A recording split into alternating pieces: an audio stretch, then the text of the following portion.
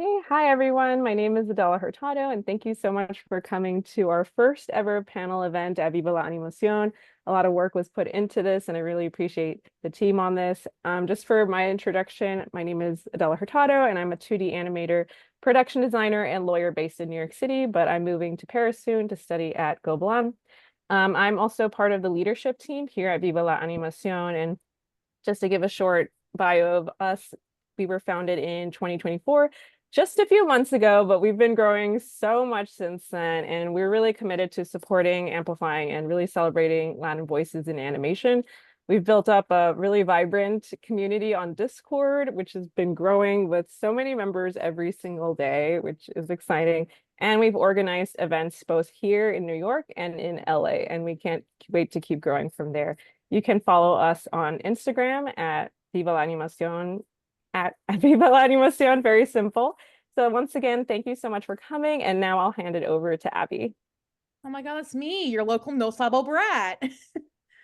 Hi guys, I'm Abby Pollock, which is like the whitest name ever for a Latin girl, but I promise I am a proud Cuban American. I am also part of the leadership team at Viva La Animación. I am also a storyboard artist. I am on Bit Wars at New Boom Studios right now.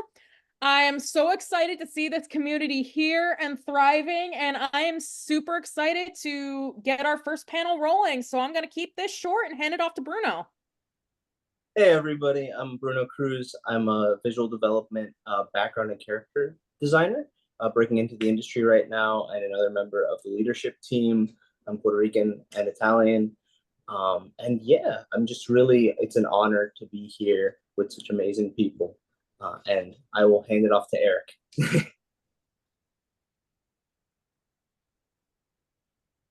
Sorry about Bruno, you're that. Yeah, Oh no. sorry. No worries. Second, there you go. Only the host can unmute. But yeah, sorry. Hi everyone. My name is Eric. I am a substitute teacher slash freelance storyboard artist based in Pasadena. I just moved here last year actually. And I'm also on the leadership team for Viva La Animación. And just to give you guys some background, I reached out to both Angelas, to see if they were interested in doing this panel. If you guys went to Lightbox last October, this is kind of the same panel. I had the pleasure of going to that panel, and I wasn't supposed to because it was full, and Angela was there, and it was my first time meeting Angela Entzminger, and I was like, I really want to be in your panel, but I didn't get to sign up. And she like weaved the way for me to kind of sit in the back. And I got to watch this amazing performance by both Angelas, and just the chemistry between them was awesome. And I was like, this would just be so great. I want to see this again. And like being a co-founder for this program, I thought it would just be a great panel for all of you guys to see. So I'm very excited for you guys to all see this. Both Angelas are really amazing at what they do. And with that, I will give you guys the floor and take over. Awesome. Well, thank you, everybody. Thank you so much, Adela and team. We are so excited to be here. Thank you for everybody who came out. You know, you have your choice of activities on a Thursday evening. So thank you so much for spending it with us. So yeah, so Angela, Sanchez, and I will get started. So I'm going to go ahead and share screen. Yeah, let's go. All right. There we are. All right. So this is Artist Hacks for Writing for Animation. So, Angela, would you like to start? Yeah, for sure. So first of all, this because this presentation was initially well, actually it was initially posted on Twitter back in January last year. And I had at the time noticed a lot of storyboard artist friends who wanted to learn how to write for animation or were curious about exploring screenwriting for animation. So there was like a really like early trial run of this, and then reached out to Angela. I'm like, you want to do this with like blocks? And we're like, yeah. So you're gonna see at the beginning of this that it's very much geared toward like if you're an artist, how do you make that jump into writing for animation, or if you're still like figuring it out. But it all applies whether you started out as a writer or an artist or in a totally different other area like production. This is 100% for you. So Bit about me, I'm a career changer. I didn't start out in animation. I started out in higher ed and philanthropy, which is a lot like being a development executive for nonprofits. So people send me their ideas, and sometimes hearts are broken, sometimes dreams are made. I'm also a cartoonist. I like to draw and doodle for myself. I cut my teeth in kids literature, so I've also done things like picture books. And then I'm also currently writing for animation, and we'll dig into more of the types of animation I cover. Is this the old slide? So this, yeah, no, wait, that's right. So shows that I've written on, I cut my teeth on Apple TV Stillwater, and have also done several preschool shows as well, including Paw Patrol, Dora, and Rubble and Crew. And then is the new Primos poster in here? No, I just had this one. Oh, This is the only oh one shoot. that I Oh, have. okay. Well, anyways, if you haven't seen Primos yet, it is on Disney Plus, and would actually, to shout out Abby's term earlier, No Sabo Kid, we have a special episode specifically called Summer of No Sabo. Our main character Tater is a No Sabo kid. It's an identity that I share as well. And it's got a lot of very sweet, heartfelt episodes to it. So I'm glad that it's out, and there's a lot of things in there that I'm proud of. Angela, go ahead and take it away. Yeah. So like Angela Sanchez, I too am a career changer. So I started off in magazine and then educational publishing. I worked for a banking magazine, which was as exciting as it sounds. And then I worked for an educational publishing company in New York. And then after that, I worked in IT for a company called Intuit. They do TurboTax and QuickBooks. I did SEO, search engine optimization, for a website division for the company that no longer exists. And that whole time, I realized I am bored out of my mind. I need to do something else. This is not cutting it for me. And I always loved cartoons, and I would go home and I would watch Inuyasha, Blue Gender, Cowboy Bebop, and Neon Genesis Evangelion on Toonami back when it was on really late at night. And I thought, I don't know any coworkers that are doing that. I should switch careers. So I did. I went back to school. I got a degree in 2D animation and storyboarding. And then my first job was as an intern at Pixar in the development department. And then I worked at Nick in production, and then moved up from boards to writing, where I am currently. And I also got to do comics for Loud House, and that was really fun. So these are some of the shows that I've worked on. I'm currently on My Adventures with Superman season 3. We're having a really good time. Also got to write and board for Santiago and a number of other shows that will be out later this year and next. RIP for Scooby-Doo. It did not make it during the Warner Brothers Discovery merger, but it was a wonderful show. If it ever ends up on YouTube somehow, you can watch it.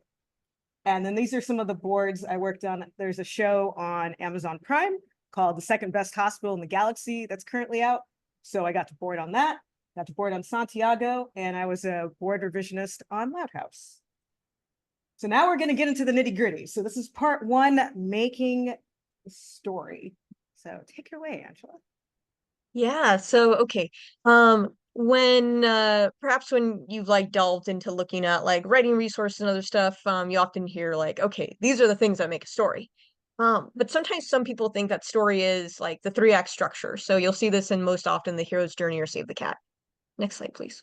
Mm-hmm. But that's also like pointing to a skyscraper and saying that's a business. Well, a skyscraper can contain a business, but it's just a structure. Some people also think that story is interesting worlds or complex plot or deep and broody characters or relationships that change. And out of all these, it's only the last one that is really what makes a story. You can have all the other components of other stuff, but a story is based around a relationship that changes, that tug and pull between at least 2 or more characters. So a lot of protagonists have a key relationship.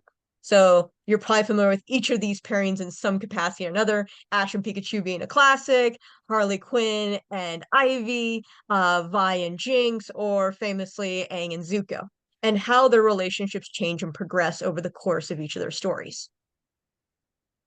All right, so what affects relationships? Goals. Goals, yeah. We Not still just got our for, like, Chinese.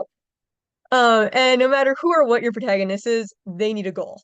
So Ash wants to be the best. SpongeBob wants to flip patties and be the best employee over at Krabby Cakes. And then also you got Vi, who is looking for her sister. Walter White is cooking up things. And then you also have the Mandalorian protecting the most valuable cargo, being Yodito.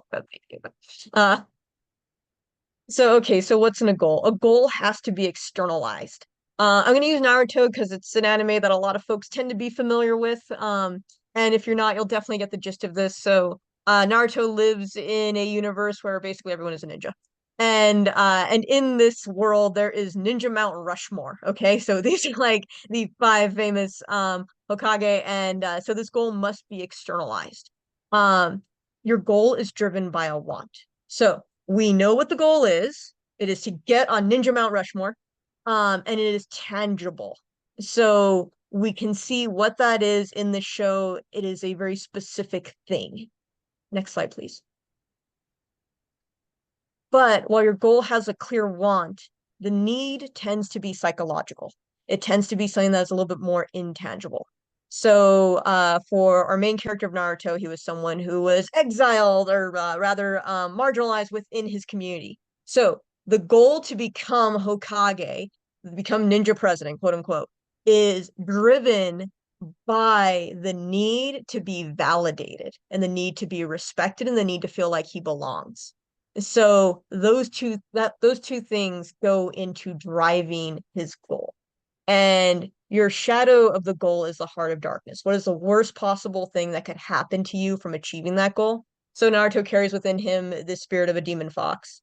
And his fate, worse than death, is losing control and having this monster destroy the village and everyone in it.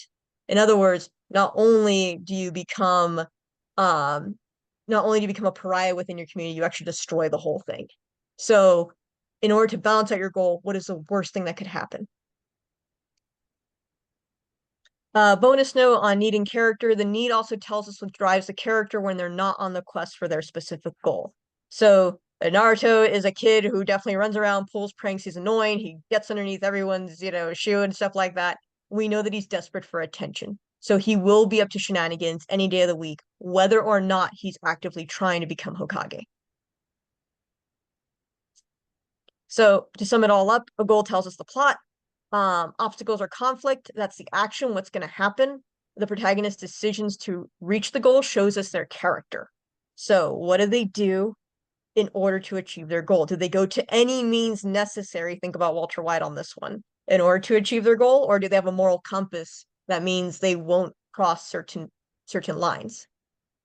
And then finally, the protagonist relationships. This shows us their growth, and this is what also externalizes the themes, whether it's friendships, partnerships, or things like trust and rebuilding trust. All those things play into this.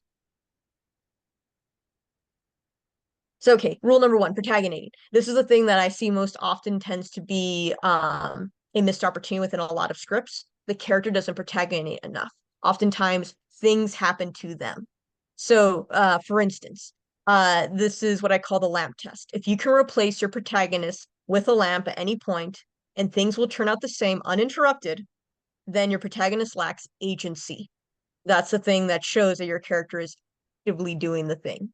So for instance, in this first example, we have a character, her name is Jenny. She needs new shoes for an interview. A person around the corner walks up to Jenny and sells her some shoes. Jenny goes on to her interview. Nothing really happened. Like, Jenny could have been a lamp. Someone could have sold her the shoes. Jenny goes on her way. Versus Jenny needs new shoes for an interview. She goes to the department store, but they're out. Oh, okay, conflict. And so Jenny steps out of the department store. She looks across the street. There's an old lady wearing some nice Jimmy Choos. Jenny runs across the street, pushes over the old lady, takes her shoes. Jenny now has her shoes for her interview. Jenny is not a lamp in that version. Jenny had to do bad things to get what she wanted. This tells us a lot about Jenny's character. This tells us who she is and what she is willing to do to achieve her goal. So that's how you know that your protagonist has agency. those events would not have turned out the same way had the protagonist not done something. If you want a 3-act structure version of this, there is also the Pixar film Turning Red, which is basically about, yes, we have a lot of other elements thrown into here, but Mei Lin is a girl who wants to go to the Four-Town concert. And so first she goes over and shows her mom a whole slideshow presentation about why she must go to this concert. Her mom says no. Oh boy, okay, well, Mei Lin has to find out ways in order to raise money to go to this concert anyway, so she does it by prostituting her panda form and taking pictures with all the kids at school who will pay her. Mei Lin is not a lamp. Mei Lin has agency. Okay, so now we can get into this. This is the structure of a story that shows us when our act breaks, because once you have a character with clear goals and a relationship that they bounce off of, then you can get through each of these points. So this is, again, Hero's Journey or Save the Cat. You can look at either of these models, and roughly you have your 1-act structure where it gets us through the first quarter of the story, and then we're off to the races, an inciting incident happens. And then Act 2, you have your crisis moment, your falling action, and then in Act 3 is when you have your climax, and we get out of there.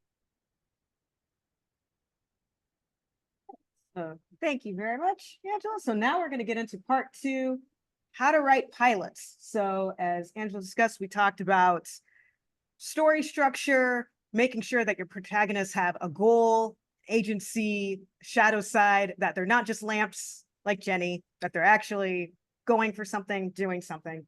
So once you have that, it's pilot writing time. So this is just one way that you can start writing a pilot. There's many different ways. This is a way that's worked for both of us.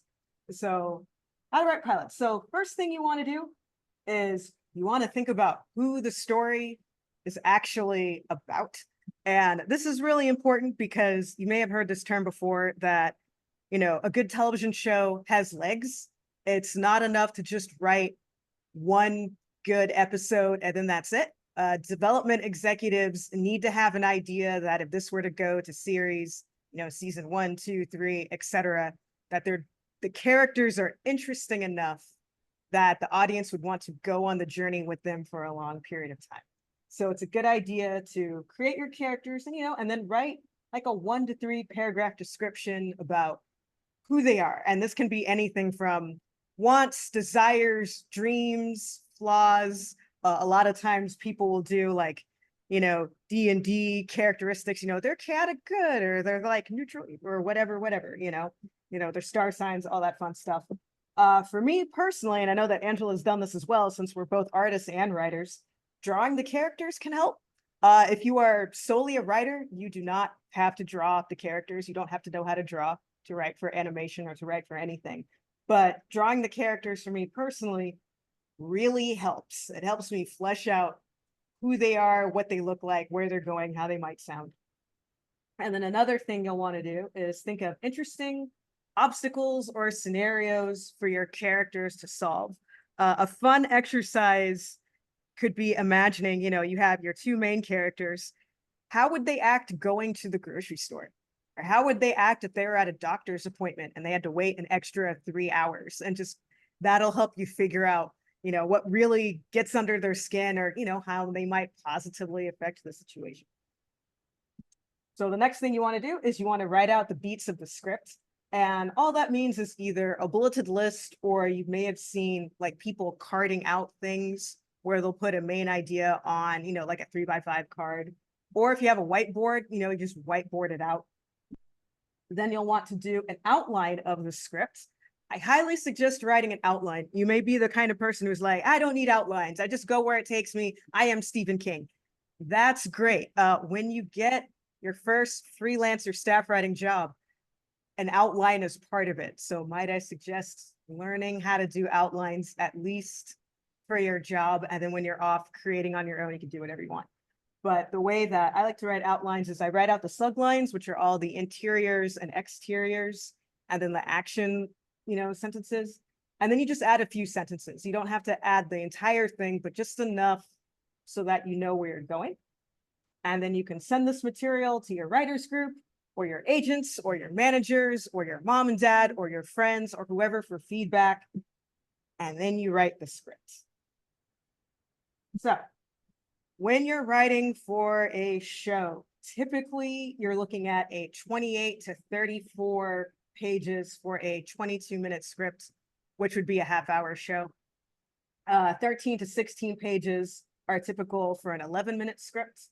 What'll happen is you will get notes on that script, you will revise, you will get more notes, you will revise, you will keep revising until the story is tight, and then you will submit the script either to your executive producers, who are typically the showrunners, who are the people running the show, your agents or managers, your friends, fellowships, contests, whoever you're sending it to. I don't know a single person who writes one draft and then sends it off. I don't think anyone's ever done that. It's very normal to have multiple versions of your scripts. A good example of this, I believe The Sixth Sense, M. Night Shyamalan wrote something like 14 versions, and version 10 was the one with the twist ending, which I won't give away in case you haven't seen it. It's a good movie, but that just gives you an idea of how many versions you might end up with. So then we have some do's and don'ts. So one thing you don't want to do is over direct or over describe. That is the director and artist's job. Angela, would you like to read the good version of this? Yeah, sure. Interior, living room, night. Angela's coffee table is cluttered with notebooks, pencils, a scented candle, and way too many books on world folklore. Great, that's enough, stop. Yes, this is perfect. As opposed to this, interior, living room, night. Angela's coffee table is cluttered with notebooks, pencils, a scented candle, and way too many books on world folklore. Angela has loved folklore since childhood. One of the books on the table has lots of sticky notes coming out of it. They're in the shape of Shiba dogs, a dog from Japan, and the mascot of the Dogecoin. Angela always wanted to travel to Japan. No, that's terrible. Also, we did this before this poor puppet passed away. Rest in power, Shiba Inu dog, who passed away. But anyway, here's why this is bad. You know, in a novel, this is great. Like if you're writing a novel, this is a perfect description of somebody.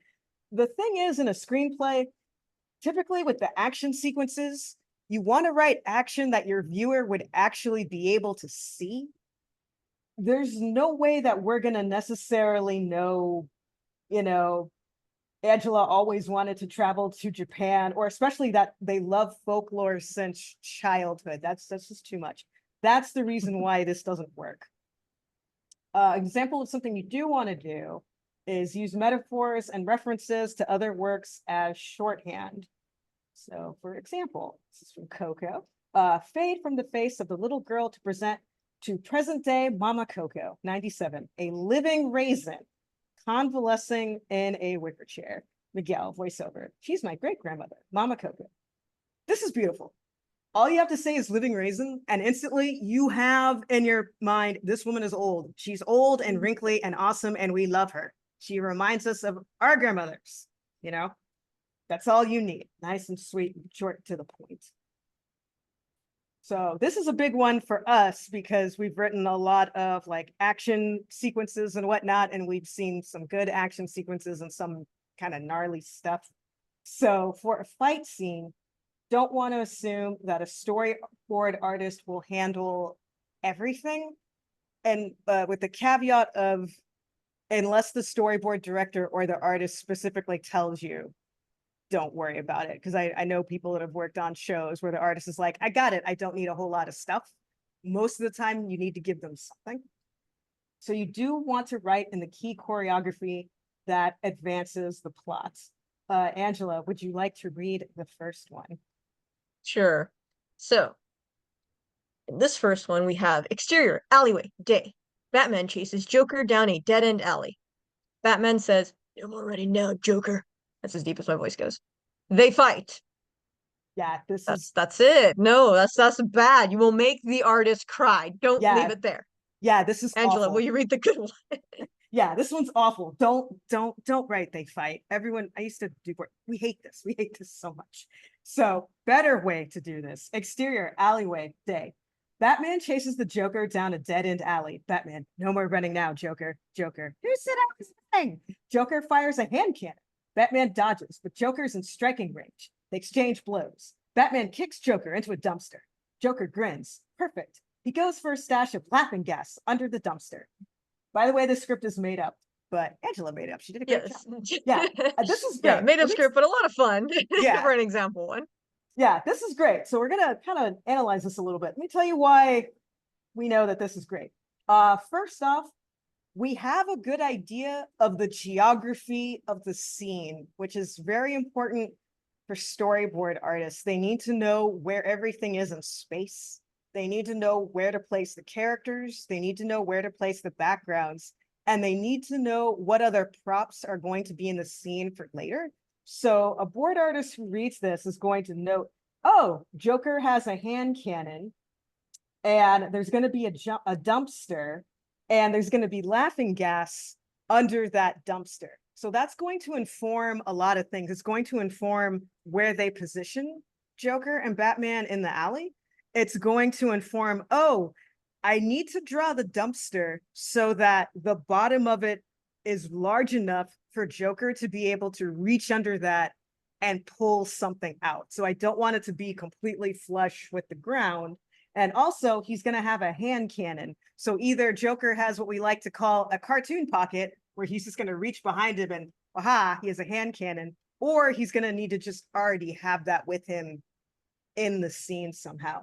So it gives us enough information to know what needs to be in the scene, where they're going, potentially where it looks, without getting too much into the weeds, because it still gives the artist enough, leeway to decide how Batman is going to dodge and how Joker is going to dodge and exactly how they're going to fight. So the story artist still gets to have fun with it while also not being confused or crying or pulling out their hair or cursing you for writing they fight, because that's bad.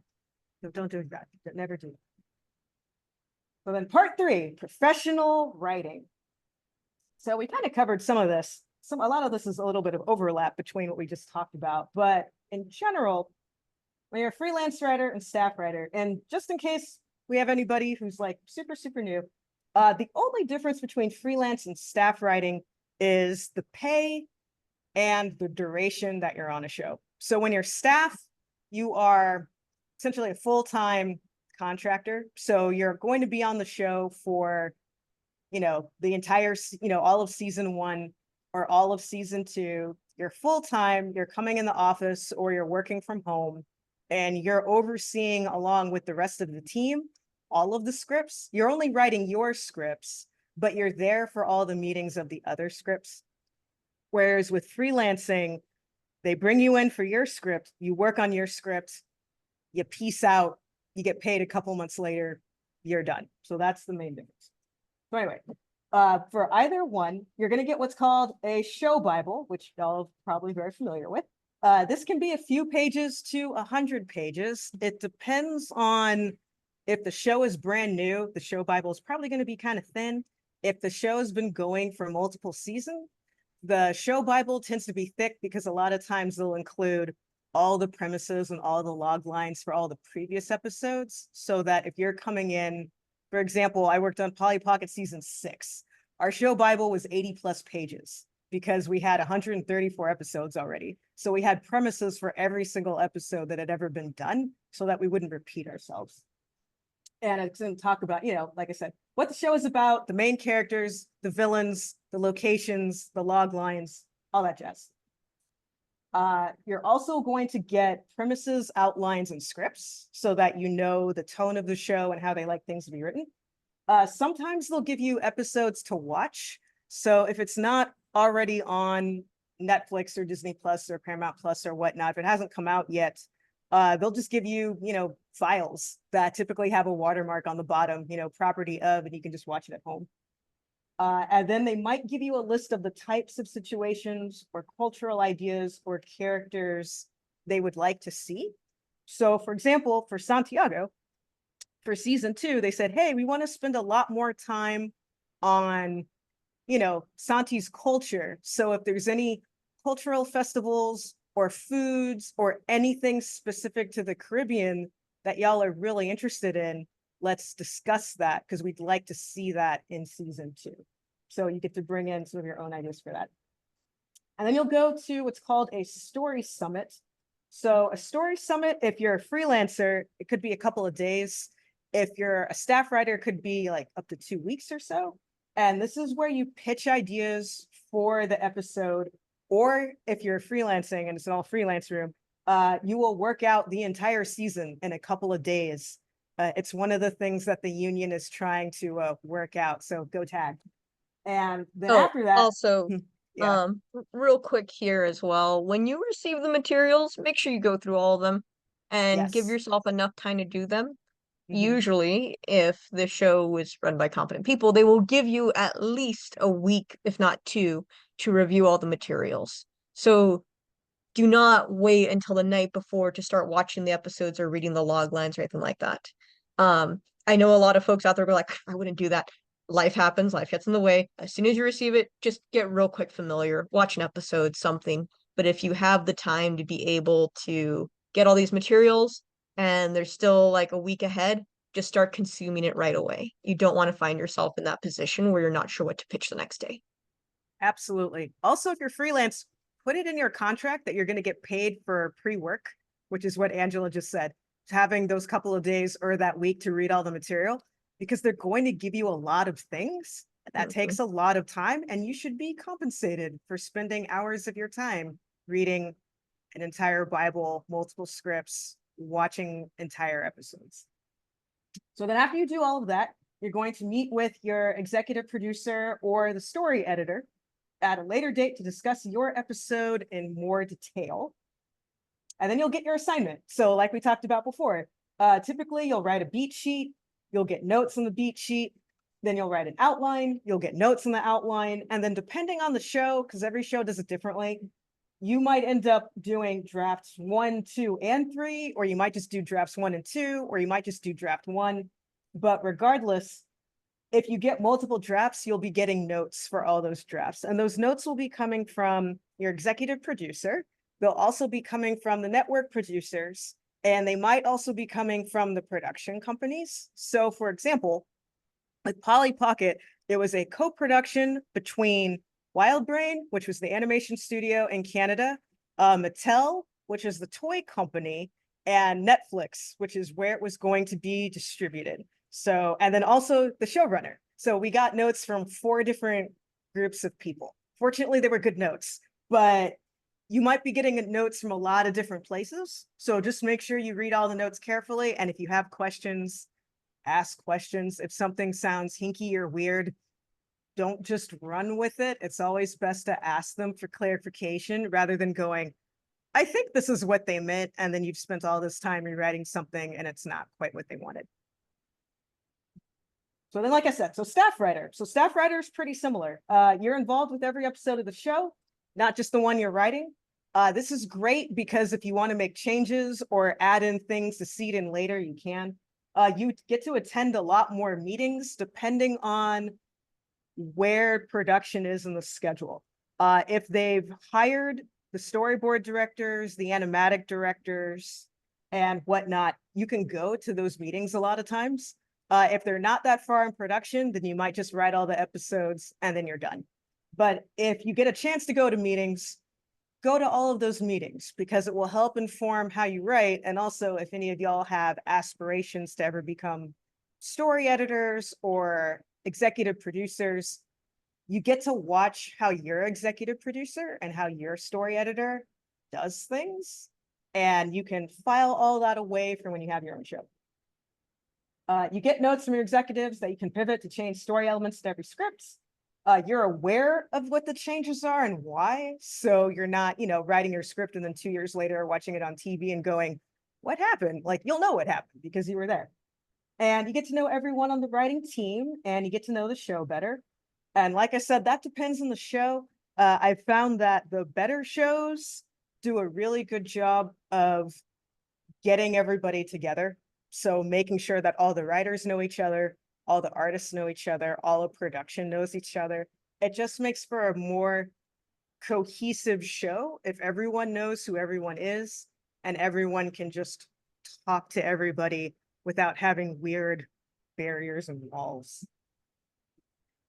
So in the writer's room itself, You're figuring out the arc of the season. So the story, the characters, the emotional beats.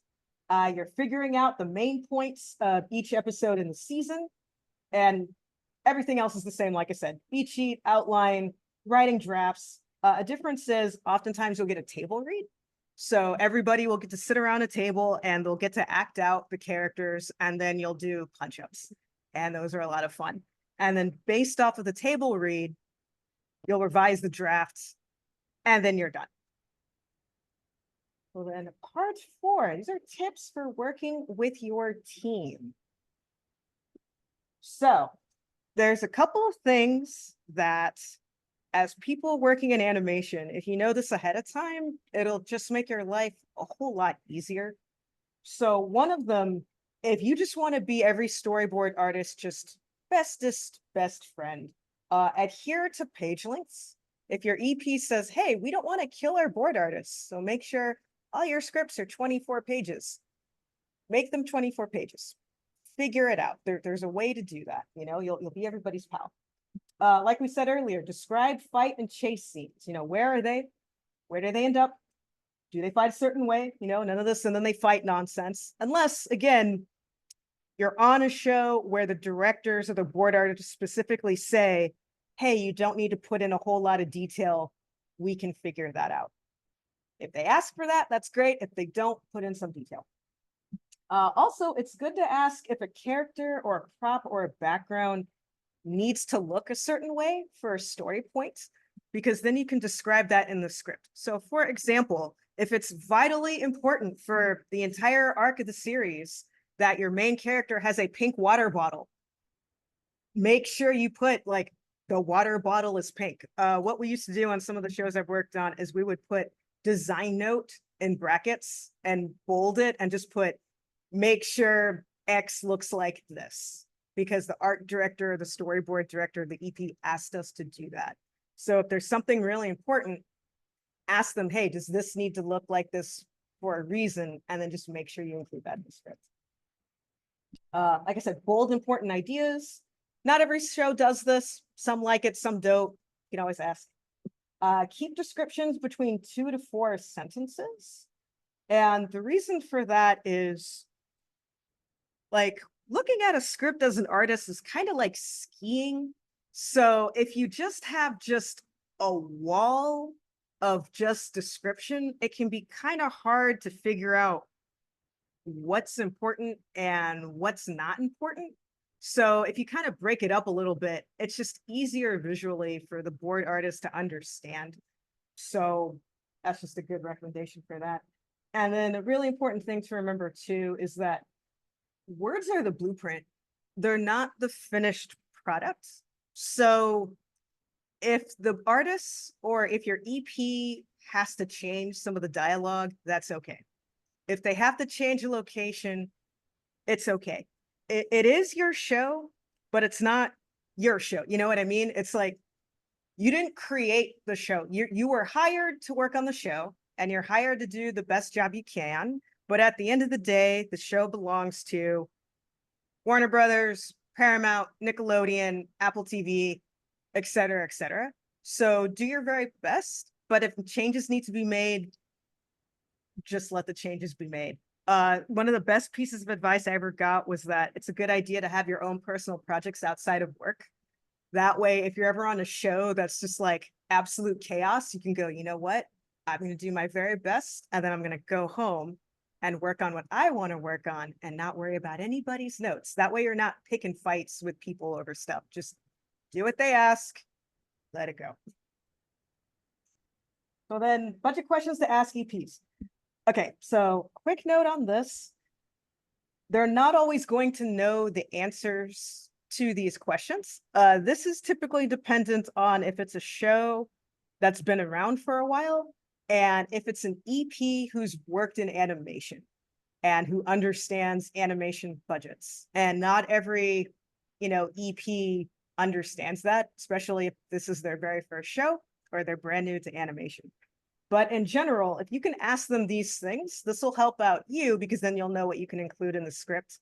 And you know that you won't be like blowing the entire budget of a show on episode 1. So a good thing to ask is how many characters can be on the screen at once? How many of the characters can speak? If you're working on a union show, you can hire one actor typically to voice 3 different characters. So depending on the budget, they might say, hey, we can have like 8 characters that speak and that's it. So, don't include 15, just include those 8. Asking if there's special costumes. For example, if in this episode, your character is going to be wearing a hat the entire time. And then how many there can be. How many backgrounds can be used is huge. Maybe you don't want to have 87 backgrounds. Maybe you can have like 20. What special effects can be used? Water and television is very hard. So It's is very fire. I hard. learned that one on Paw Patrol. Yeah, fire on Paw Patrol. Weirdly enough, Santiago, I did a board where everybody got wet, and my VFX supervisor was like, "This looks great. We can't do any of that. They literally can't actually go in the water. They can just be on top of it." Even and though the they're out waves- on the ocean all the time. Yeah, it was gonna be the only one that could go on the water was Lorelai the mermaid. Everybody else was like, no. And then they did a whole episode where they were underwater, and I have no idea how much that cost. But yeah, it's expensive in TV. So try to avoid fire, water, basically Avatar, unless you have the Avatar budget. Okay, what reuse assets can be used? Reuse assets just means stuff that's already been designed before for other episodes. Typically, production loves when you use reuse because then they don't have to design anything new, so they don't have to spend extra money. If you're a reuse person, they will love you. And then, like I said, this may just apply for some shows, not all shows, but it doesn't hurt to ask. So then part 5, keep going and keep growing. So Angela, So take this it one- away. Yeah, this one gets in more into like how to generate ideas and improve your writing. And while a lot of us do have like the 1 or 2 really big stories we want to tell, that doesn't necessarily mean that that's going to be the one that you land with a pitch or one that you get to immediately start making right away. Oftentimes being able to show off that you can generate a bunch of ideas is very important.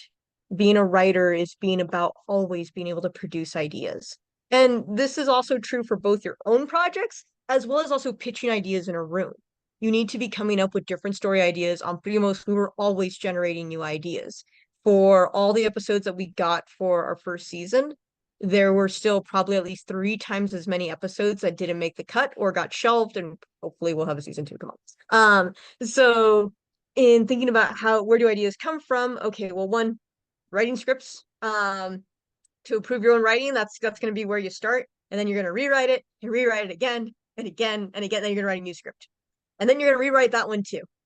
Also reading scripts. When you read a lot of scripts, you start to see what are the common mistakes that people make, but also what are things that really work. When you see things that work, you start going, ooh, how can I do that? Or, oh yeah, I am able to do that. Oh shoot, why am I not doing that? Finding multiple versions of the same script also is a great way to see how they change. This is why it's important to have other writer friends, because then you're seeing how their scripts change and develop over each iteration. You can also go online and visit the Writers Guild Foundation library in Los Angeles. So you make a reservation and then you can go over there and actually read some scripts. At the end of this presentation, there's also a number of other places that you can look to find scripts online too. Building and joining a community. So Viva La Animación is very important for this because this is where you are connecting with other folks, other people who are creative and also interested in animation. This is an opportunity to start building groups with folks to help you be able to figure out like, oh, can we make a reading circle? Do we want to do bi-weekly live table read sessions for each other? Or do we just want to script swap? This type of accountability also helps you finish your scripts, because then you have other people who are like, hey, where my paranormal romance at or whatever. And then finally take classes. Another great way to give yourself deadlines. But screenwriting classes, also acting and improv classes are great ways to figure out what makes good conflict, what does interesting dialogue sound like. If I feel like I've written myself into a corner, where can I go from here? And then also storyboarding. Even if you don't consider yourself an artist, being able to doodle out and draw out some of the scenarios gives you a new frame of reference and maybe even helps you think about your stories in a dynamic that you hadn't previously considered before. Absolutely. And Steven Spielberg likes to storyboard stuff out. And he's, not a visual artist, but, he likes Spielberg. It's good enough for him. It's good enough for you. It's a great way to go. So other ideas, watching with intention. So this is the fun part. Watch movies and TV shows. That's your homework, is watching stuff. But also write down the beats, write down the motives of the characters, write down the core relationships. This is your opportunity not just to be a passive viewer of your favorite entertainment, but writing down what specifically is happening and why you think it's working and why it's working for you. And then you can use those things to your advantage, or why it's not working. And sometimes watching stuff and going, hey, this doesn't work, and then knowing why it doesn't work can help you, because then you'll know what not to do in your own scripts. Keeping a journal is good. You don't have to write an essay, just a few lines every day about what you're observing or a memory or how you're feeling. Your voice will start to come out, and it's good practice. And then learning about the entertainment industry is key, especially right now, because it's in all sorts of turmoil. But to be fair, entertainment is always in turmoil. Right now, it's a lot of turmoil, but there's always something crazy going on with it. So it's just good to know. And then it'll inform you not just for animation, but just for like LA and New York and Austin and the world at large. You'll just have a greater sense of just how entertainment works. So Variety, Hollywood Reporter, Deadline, Slash Film is great, Collider, Kids Screen. Y'all were talking about that before everybody came in. Kids Screen is a big conference that happens every year, but they also have a website.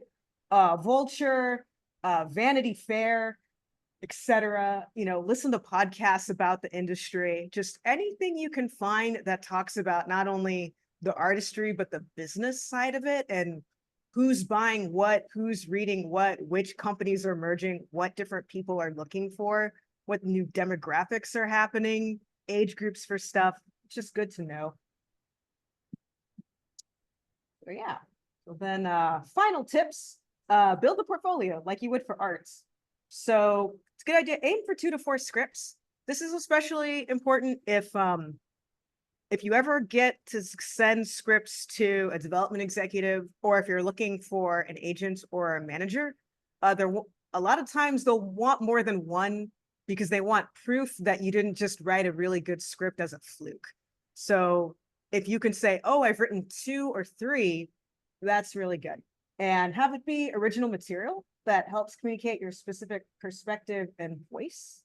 I will add that if you're applying for fellowships, a lot of times they want you to write a spec on a pre-existing show that is currently in production. So something like Abbott Elementary, or like Star Trek, Brave New Worlds. So if you're interested in a fellowship, you'll want to also have a spec. But if you're interested more in going for like a staff or a freelance writing job, they typically want an original pilot soon. Write for the type of job you want. We love it. So if you want to write for preschool, save the gory slasher for later. Asterisk though. Yeah, asterisk though. Here's the reason why this is an asterisk, is the pilot that I wrote was 2 high school girls who accidentally summoned a demon out of their Latin textbook. And Nikki Lopez from Santiago read that and went, oh, that's fun. Do you want to write in my adorable pirate show? Because unbeknownst to me, Nikki loves horror. So it worked. So sometimes it works. But in general, if you want to write preschool, write a preschool sample. If you want to write young adult, write a young adult example. I mean, good writing is good writing. But if you specifically know the age group or the genre that you want to write for, write towards that and send that out.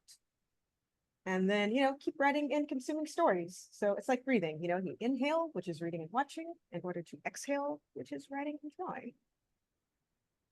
And then, yeah, so here's some of the recommended things that Angela was talking about earlier. So these are all podcasts that are all really good. The 3 at the top are specifically for screenwriting.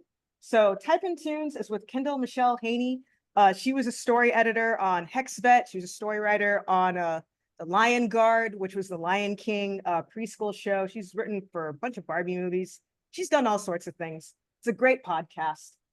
John August and Craig Mazin have an excellent show called Script Notes. They've been doing that for over 10 years. Sometimes they do live events. but they have everybody on their show and they give a lot of really good advice. And then Paper Team is another great screenwriting podcast. It's by two guys who write for both animation and live action. It's currently on hiatus, but they have 100+ episodes. And their website lists a lot of places where you can download screenplays for free. And then on the bottom is more like film analysis. So if you like just hearing people that are often pretty funny just talk about movies and television shows, I recommend the Film Show, which is now called Slash Film Daily. There's the Film Cast, and then there's Gamefully Unemployed. And they just talk about movies a lot. So if you just want to hear people analyze different stuff, they're a good way to go. And then here's how you contact us. So, email us, message us on social media, talk to us on Discord. We like getting questions from people. And yeah, so that concludes our little chat. So if anybody has any questions, comments, concerns, we will let the wonderful moderators of VLA handle that as we answer your questions. I just want to say, just for my part, thank you so much, both of you. I'm not a writer or anything like that, but I think your advice not only applies to the freelance and the staff writers, but when we're doing our own projects, like when we're trying to write a script ourselves, I think this was just so helpful for our personal things. So thank you so much for that. And yeah, we'll go into Q&A. You can also, we have our two questions submitted in the chat. I would encourage everyone just to type in your questions, and then Angela, go ahead. Can you see them, or is it just me? I'm not sure if there's a lot of comments in the chat, so I'm not sure if I can see them. Okay, we do have a couple questions in the Q&A box. We can read them off to you guys if you'd like. Yeah. That'd be great. Thanks. All right. So I'm hoping I'm getting this right. Tommy has asked, for scripts and portfolios, do you recommend having a website, or how do you advise we store / advertise those?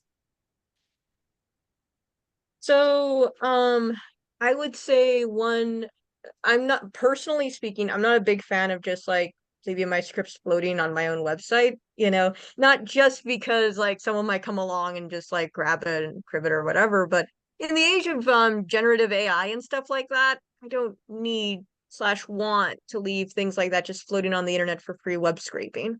The other thing I will say is that sending unsolicited scripts is like sending unsolicited dick pics. No one wants to see them. No one wants to look at them. And if they're all kind of weird, they're all a little ugly. People get uncomfortable if you just go here, and it's like, oh.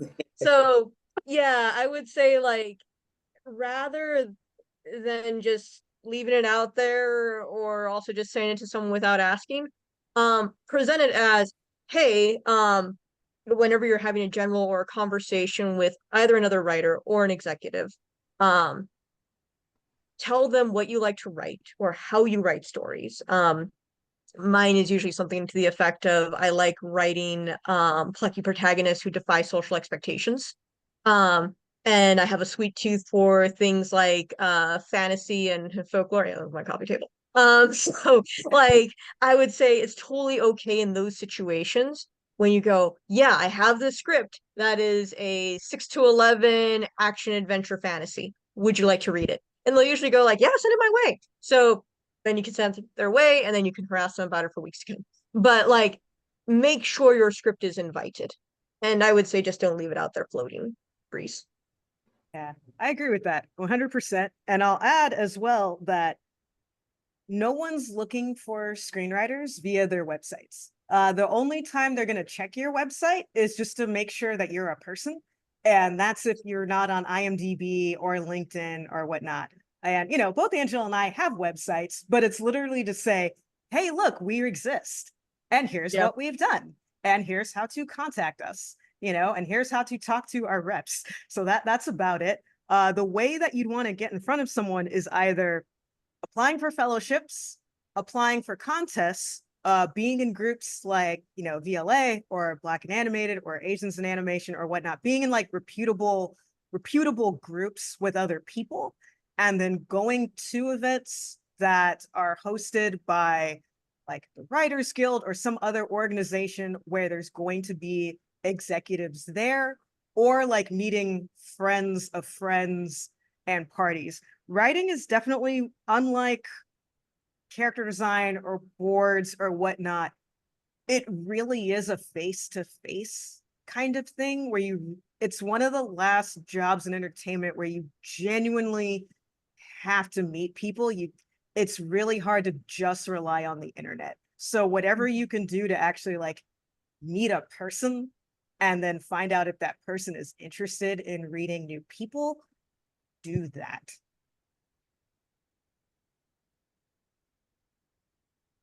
Thank you for calling us a reputable group, by the way. And Oh yeah. we got so excited. we're like geeking out right now in our little chat. We're like, We're so reputable, guys. We're legit now. So legit. I'm like, she That's said definitely a VLA in the confidence same boost. breath as Wow. Black and animated. Oh, thing that Nikki just put into the chat right now. I'm not social enough for that. There is a way to network, especially if you're fairly introverted. Like I am an introvert in an extrovert's clothing. One of the ways is that yes, social media is a good way to reach out to people. Ideally, you should go to mixers and meet folks there, and then you can, start creeping on them. But if you only have like social media available to you, especially in a world that we're now, I don't want to say we're post-pandemic because it's not out there right now, but It's surging especially right now. It's like bad. yeah, we're in kind of COVID part 2, part 4, 5. But that being said, we now have kind of established that more people are okay being cold called / reached out to on LinkedIn, Twitter, Instagram. I don't know if enough people use Blue Sky, but there are a lot of modalities to reach out to folks. So on more than one occasion, I have reached out to writers on Twitter and just said, "Hi, you want to do a Zoom coffee or an IRL coffee sometime? I see you worked on blah blah blah blah blah. I worked on da da da, or I know so and so." Finding that relevant connection. We could have a whole separate discussion on networking, but there are ways to reach out to people on social media without being weird. And a lot of folks are more receptive to it now than they were like 5 or 6 years ago.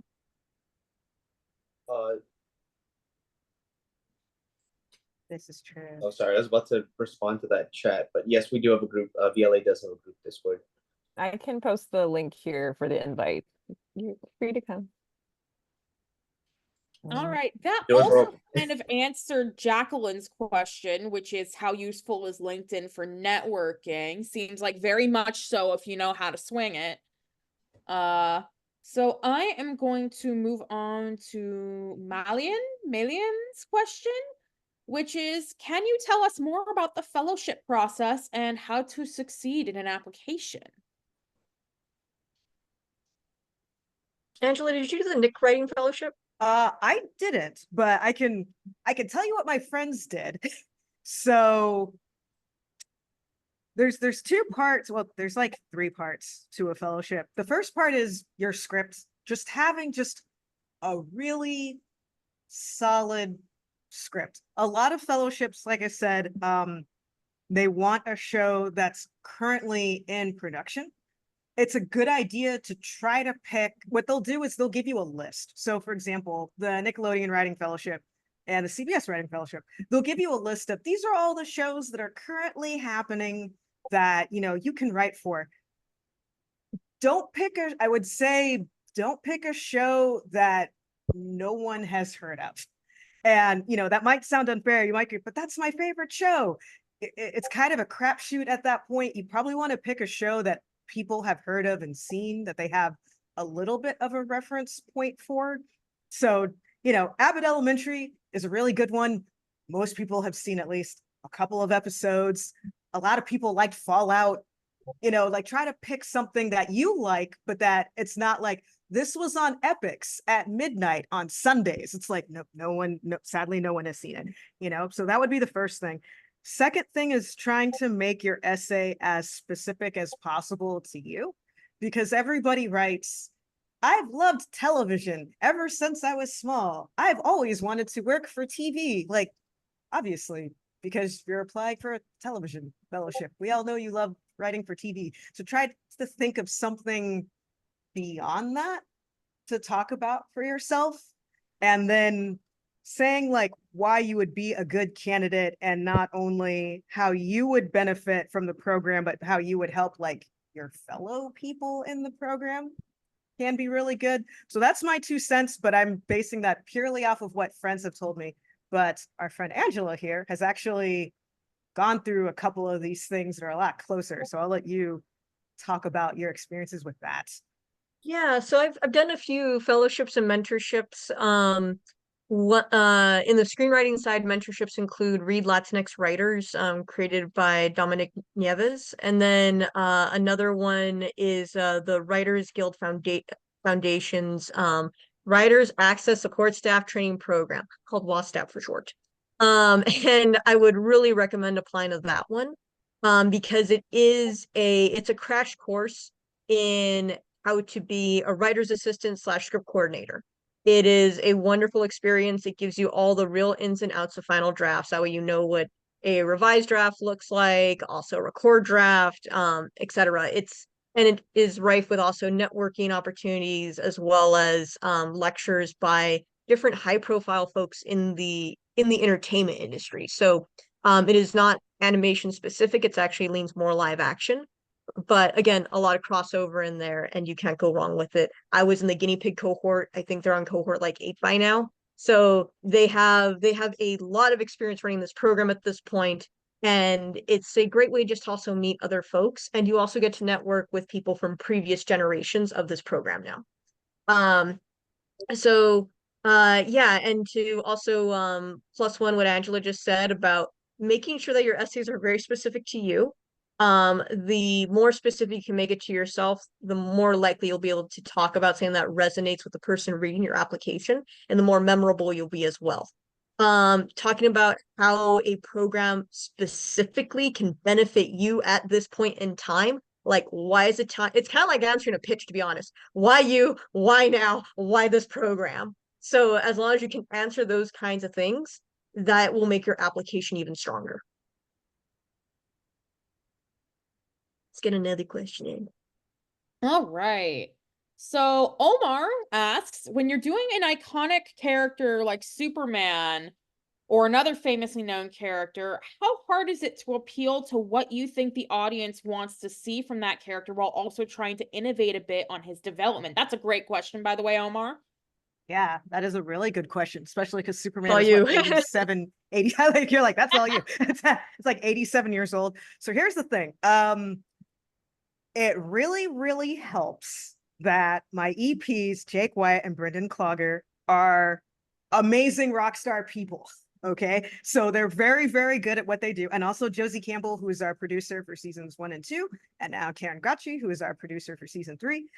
They are amazing. Brendan and Jake and Josie are massive comic book nerds who have written comics, and Jake and Brendan illustrated comics, and they've all been reading comics since they were very small. And then myself and several of the other writers and artists have also been reading comics since we were very small. So some of it is baked in of what we want to see from characters that we've identified with since we were very tiny children. So we're not, it's like, what is it? It's like, I'm not only like the seller, I'm also a client kind of thing. So we kind of know what the audience wants because it's what we want too.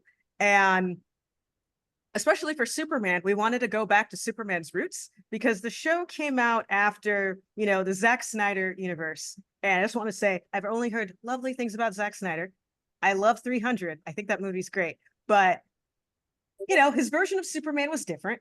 And one of the things that we specifically wanted was, hey, what if he was more like Superman from the comics? What if he was more like Superman from the 1930s Fleischer cartoons? What if he was more like Superman from the animated series from the 90s when they had, Batman, the animated series. And then right after that, they had like Superman, the animated series. So part of it was that, but it was just, if you know the history and if you know the lore and if you have a specific take, which was, it was not only the comic, but it was also, hey, when Superman's the most cool? When he's figuring stuff out and when he's with his friends and he doesn't already know how to do everything, so we have somewhere to go.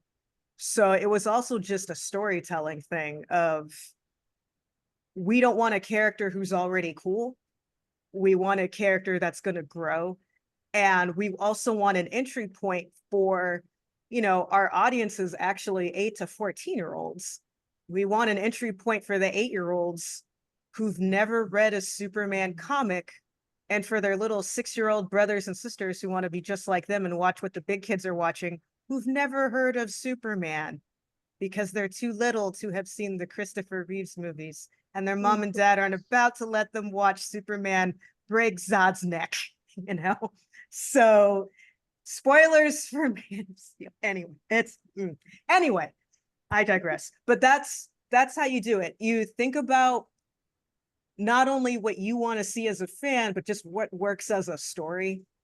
And you have to be able to also just think about, not every person watching it is a fanboy or fangirl, so you don't want to give them homework. You want them to be able to quickly ramp into, this is what we're doing, and them to be like, oh, and then you put Easter eggs for all the real hardcore nerds out there who are like, oh my gosh, they changed the suit, they used the name, so that's how you do that. I mean, I'm just going to add a little bit of my own commentary here. One of the things that really stands out to me about My Adventures of Superman is that characterization of Clark as a character, where he's got the very old school good-natured charm, but he also doesn't know what he's doing at all, and makes that known to the audience and the people around him frequently. Like, I'm constantly thinking specifically of Jimmy. They've got problems. And if you know what scene I'm talking about, you also agree that that's the funniest scene in the show. All right. So moving along, our friend KB has a couple of questions. I will lump them at the same time. First of all, what's a good way to find writing groups? And second of all, which is very related, how do I network when one is not social media savvy? Is it a necessity for networking in this industry? Okay, so that's two. So we'll do the first one. So first, how to find a writing group. So for my personal experience, the way I found a writing group was I asked my friends who liked to write. And at the time, we weren't professional writers. So this was back when I was a production assistant, and I had a couple of friends that weren't in animation yet at all, but we just really liked to write. And so we just made a pact to just meet every other week and share our stuff. And we eventually got better. And then we eventually got into the industry. And it took, we've had this group now in different forms for 7 years, but that's how we did it. And then Angela and I were in a writing group, and it was the same. We just gathered friends, and, you can they don't have to be industry people to want to write a script. They just want to be someone, who's reliable, someone who can give notes that are beyond this is good or this is bad. Someone who can tell you this is why I like this, or this is why I don't like this, and here's some ideas for how you can change it. Can be a way. Other ways are, I know people have found like Discord groups and like Reddit groups that are specifically for screenwriting, and they end up just pairing off with the people that just seem the nicest in those groups, who are like, oh, this person seems fun and kind of reliable, and they like my stuff and I like their stuff. We should just meet together. Another way is when I took I've taken a couple of screenwriting classes. My very first writing group were people I got along with in my screenwriting class, because, you were in class, so you got to read everybody's stuff. And the people that came to class every time and submitted every time were the people that decided, hey, let's be in a group together because we're the most consistent. So those would be a couple of ways. Angela, do you have any other ideas or suggestions for finding a group? The other thing I would say, I mean, this would be more like on maintaining a group, would be one, your group doesn't have to last forever. Like, it's totally okay to have a group for, we're going to do this for 6 weeks, we're going to do this for 8 weeks, and we're going to meet every week, and we're going to get to this level of whatever goal we set for ourselves. Because then that you give folks a little bit of a breather, and then you see who cycles in and out. I have been part of big groups that meet every 2 weeks, and they just hold that space consistently. Usually the same like 3 or 4 people show up, but then you get like a few new folks who pop in. And that opens up the opportunity for like the folks who have been there for a long time to be able to go like, oh, this is what I'm noticing that I've seen repeated in as like a challenge in other scripts. I am both a proponent of tiny groups as well as also just big groups. Because big groups mean when some people can't make it, then at least you have some people who do make it. And small groups are able to be more nimble and more ad hoc. So it's like, hey guys, I want to get together this week. Okay, great, you know, and then your little group gets together. I'm in a smaller ad hoc group, and I really love those folks because I feel like we get to jive together. We don't have to always, you know, meet every month or anything like that. But we know that if one of us has something or we're looking for feedback on it, then we can get together. Yeah, and then there was a second part, and the second part was tell me How if I'm getting necessary this is right. It was social the media for networking? Oh, yeah. I would say, okay, you don't need to have like an influencer presence on social media. I think that that's a lot to expect of everyone. yeah. But social media is a tool. And I think instead, you don't want social media to become distracting. Um, but you do want to be able to know how to use it effectively in order to reach out to folks and also just know what's going on. People do post life as well as professional updates online. And oftentimes for me, it is good to know if someone recently got laid off because they announced it on Twixter or LinkedIn, as opposed to if I don't know and I email them like, hey, what's up? Let's talk. And it's like, I just suffered a loss. I'm like, oh, I'm so sorry. So sometimes it's just, it helps out with your emotional intelligence around your colleagues and your peers as well. Yeah, and I'll add to that is you don't have to be on every single social media site because there's a lot of them and that's hard.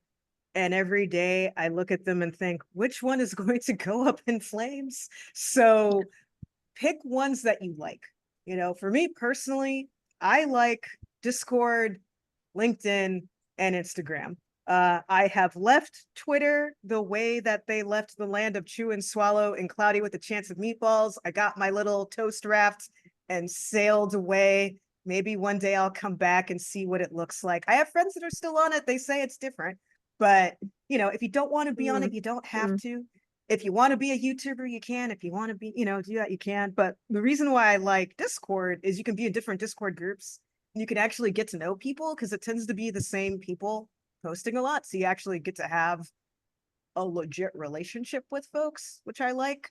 I liked LinkedIn because, like what Angela said, you can see where everybody's at. And, you know, because of the pandemic, especially, people are used to people messaging them and asking, hey, can I talk to you on Zoom for 15 minutes and ask you about your career? Most people I've met are pretty chill about that. You know, you're not asking them for a job, you're just asking them questions that you wouldn't necessarily be able to find on Google. So most people are pretty cool with that. And same with Instagram. You know, people like it when you say, hey, I like your art, or I like the show that you worked on. How did you do it? Like, they're like, oh, well, we did it like this. And I know people that have established relationships that way.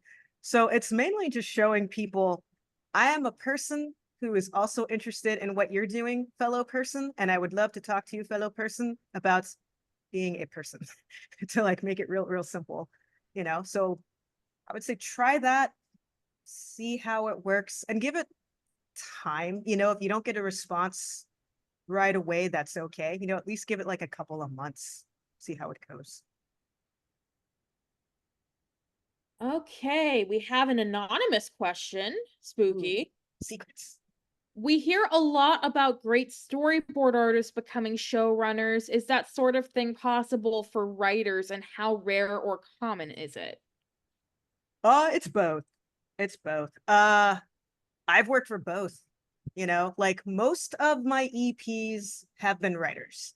The only there's been actually I only have two. I've worked on 10 shows. Out of the 10, two of them were run by artists. Nikki Lopez was a color stylist and she learned how to write because she's awesome that like that and created Santiago of the Seas. And then same with Jake and Brendan. They were comic book artists and storyboard artists and art directors. And they also learned how to write. and then they became EPs, and everybody else was a writer. And so the key with that is learn how to write. Like, you just, as an EP, you really need to know how to write, because here's the thing, you're gonna get paired with somebody who knows how to do the thing that you don't know how to do. And writing is the first key to creating the show. So if you're an artist and you don't know how to write, you're going to get paired with a writer. If you're a writer who doesn't know how to art, you're still going to be the EP.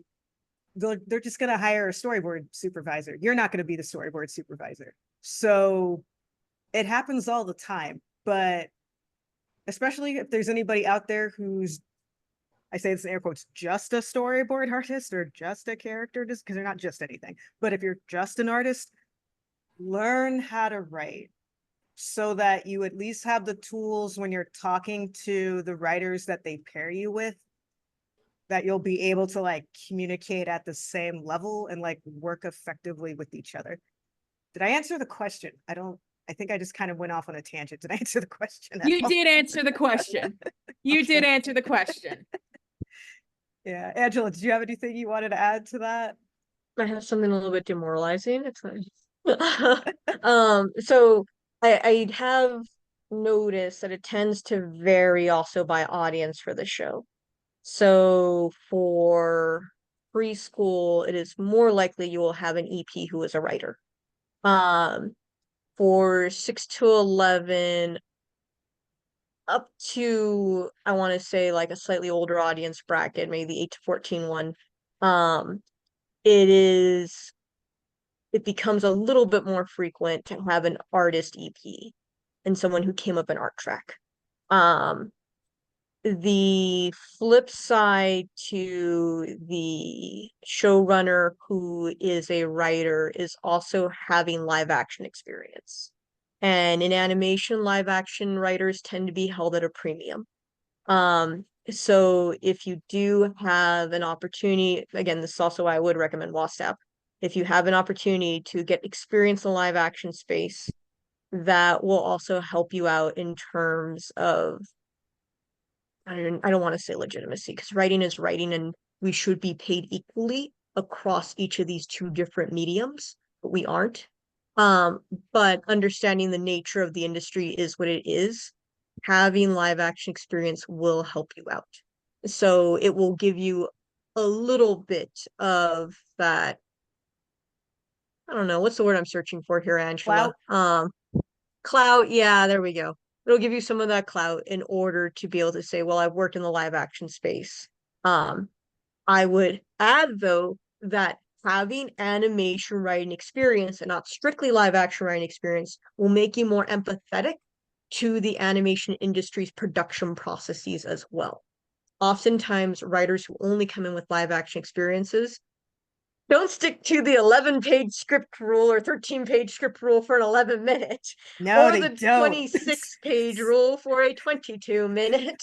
We have And stories so we you can't wind up say with on a this 40-page call. script. Yeah. So honestly, being able to have experience in animation is critical to just being able to be a good boss and a good coworker.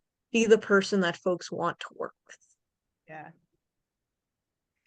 You won't make people cry or Hmm. want to grab their pitchforks.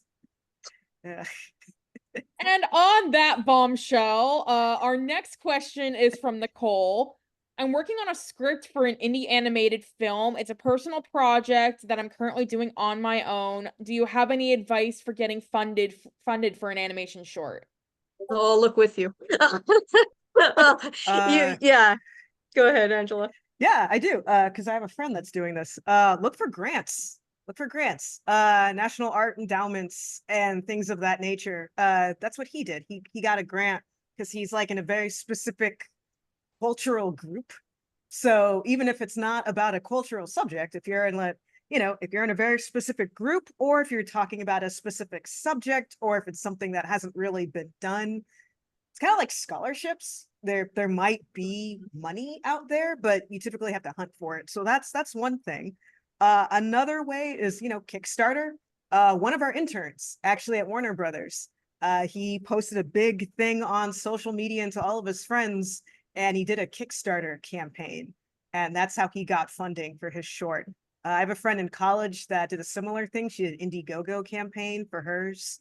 So I would look at grants, fellowships, art programs, Kickstarter, Indiegogo, asking friends and family if any of you are big horror fans. Evil Dead got funded because I think one of the people in that movie had like an uncle who was a dentist who donated money randomly. So I don't know if you have rich dentist relatives, which no one seems to have, but maybe you do. So yeah, but there's different options for you How out much there. did your friends fundraise on their crowdfunding on platforms? Indiegogo, she raised $14,000. Ooh. And do you know for Yeah. the Kickstarter one? Because The Kickstarter also Kickstarter, takes a he fee. raised 39,000. Dang, okay. Yeah, These are as good. a All right, college they have nice student. networks. So Hey. yeah, but he did a caveat to him though. He did and she did as well. My friend did as well. They did like really huge social media campaign. So they like hit the pavement with letting everybody know what they were doing. And they had like little teasers, like not a lot, but they had enough to show like, this is what this is. This is what the story is. This is what the art is going to look like. So they had something to show, and they worked on that for a while in order to bring in that level. And the nice thing about Indiegogo is even if you don't hit your fundraising goal, you still get to keep all the money. With Kickstarter, if you don't hit the goal, you don't get to keep any of it. So that's something too. Like if you're concerned about what if I don't hit my goal, then that might be the better route other than Kickstarter.